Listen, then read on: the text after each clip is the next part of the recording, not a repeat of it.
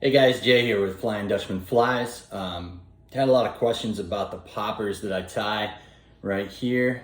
These are called the Tequila Poppers. If you've ever been down to Mexico, you know what I'm talking about, except these ones won't give you as much of a headache the next morning. So what I do with these, that's a little bit different than what you see out there. I know the heads, the big popper heads, double barrels, you see them all over. But this is really a down and dirty, super quick tie without a bunch of extra flash or anything else. And I use a hook, these Gammy Jigs 60 FELWs, just like that. There you go. Size 3. And why I use that is this down eye. And what that does is, if you are a popper fisherman like me and you're fishing for bass, when that popper sits on that water line, sometimes you can get that skating across it if you're using a floating line.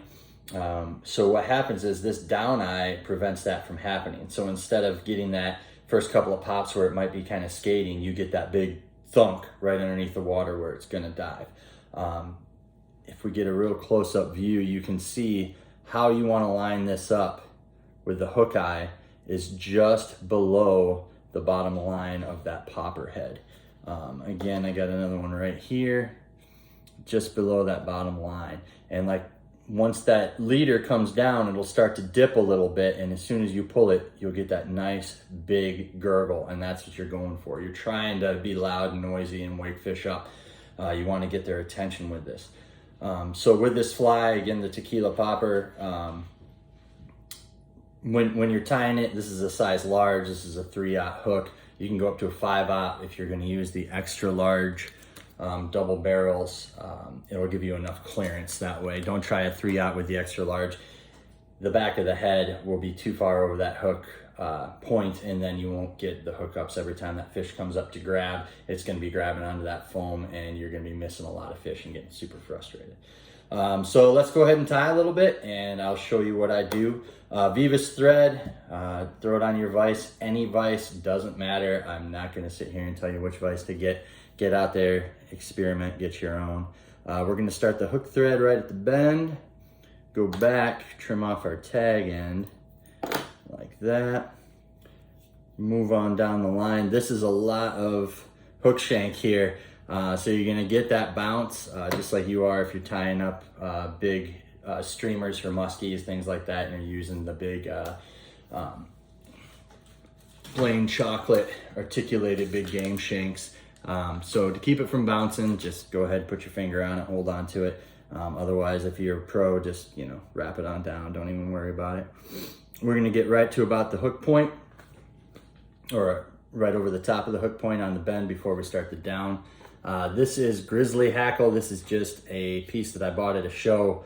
It was extra, it was super cheap, and love that kind of stuff. Not just the super cheap part of it, but just the extra. We want to use everything that we got. So go ahead and select 2 feathers,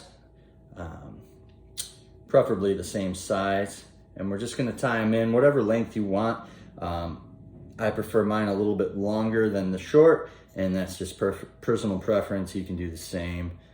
Make them shorter, make them longer. It all just depends on how you want it to look. This next step, really kind of, tie in both sides, self-explanatory. We're making the V. You want to get that split. Looks like 2 frog legs, possibly. Just something to get their attention. Now, normally we put a bunch of flash off the back. I do not do that. The reason that I don't do that with the Tequila Popper is that it's I use a bunch of flash with this flex hackle. This is 1 1/4 flex hackle from Cascade Crest. As you can see, I buy a ton of it. All different colors. The 2 that we're gonna use are chartreuse and black. So this one right here, and then the chartreuse body right here. And I love how light this is. Not so much weight, but the color. It's a really light chartreuse, which underbelly of a frog or something like that, underbelly of a fish, it looks great. Start with your black. And we're just going to select a length, and then we're going to tie it in. Boom. Get all those hackle pieces back. Going to advance a little bit, just like so, about midway through the hook shank. With all these thread wraps, the next thing we're gonna do is we're gonna apply a little bit of glue, just a little bit, and you wanna keep all of that hackle out of the way because it'll stick immediately to this glue. And we're gonna palmer forward. Like I said, this is just a really quick, easy, down and dirty popper. Does great. Just like that, I'm gonna tie it in, couple of wraps forward, just over the top of the glue. And you can measure off right now and see how close you are to where you're gonna have the head of your double barrel popper, just like that. So we're a little bit ahead. I'm just gonna bring it back a couple of wraps, so now we can go ahead and start in with our chartreuse. I'm just gonna take a couple inches of the chartreuse, trim it off. You can always add more if you need to. And now we're gonna tie it in the same way. Bring back the hackle, just like this. A little bit of glue, advance it forward. Boom. And you guys can see how shiny this is. There's so much flash in this flex hackle. I use this a lot in pike and musky flies too. Just gives it a little bit more of a dimension. Doesn't add a ton of weight, even though it's all rubber. It's really nice and easy to work with and glues right into place. So easy enough to do. Giving it those thread wraps forward. Gonna go ahead and tie it off, trim off my excess. So now if I measure back, I'm just a little ways over. So I'm gonna bring my thread wrap back a couple, just like so, boom. So as you can see, I'll loosen this up. That's what you're looking like with your profile, all the way around. So you're going a couple of grizzly hackle feathers, then you got your flex hackle black, flex hackle green, and then we have a large popper head here. And what you want to do with these, because you do have that down eye on the hook, so we want to do about the bottom third is where we want to put that hole all the way through. These come with a little starter hole in the back. They are not, don't have a hole all the way through. I really like to use a knitting thread needle, just like that. Works great for the legs too, but it's thick diameter. You can get a lot of push on it. We'll start from the back and just get a starter hole. And then I'll move to the front, right there. So you can see about that bottom third is where we want it. Now I turn it upside down and just push it really hard, just like that, onto the tying table. Boom, through both sides, pull it through. And then we're gonna do the leg hole in the back. It's just above the eyes, right here.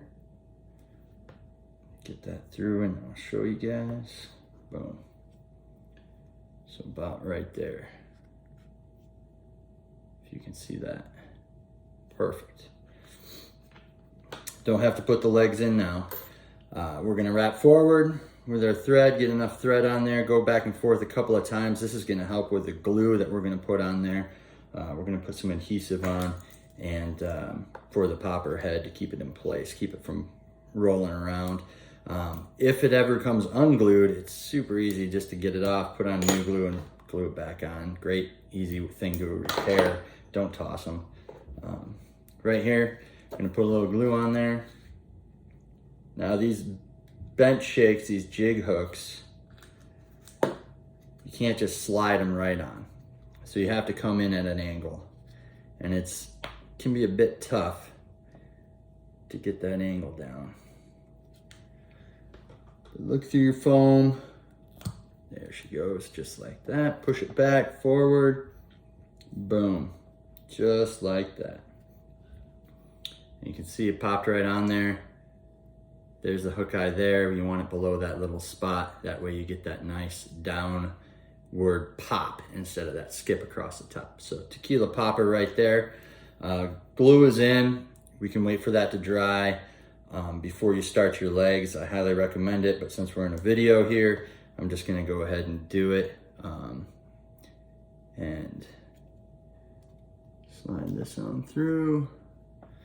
And as you can see, this knitting needle, it's got a huge gap in it because it's meant for bigger thread.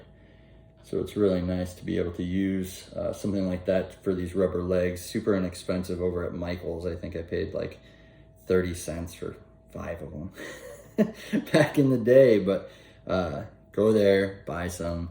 You don't need a super expensive tool for this. This is real easy to do. Put your legs just a little bit through on there, not all the way.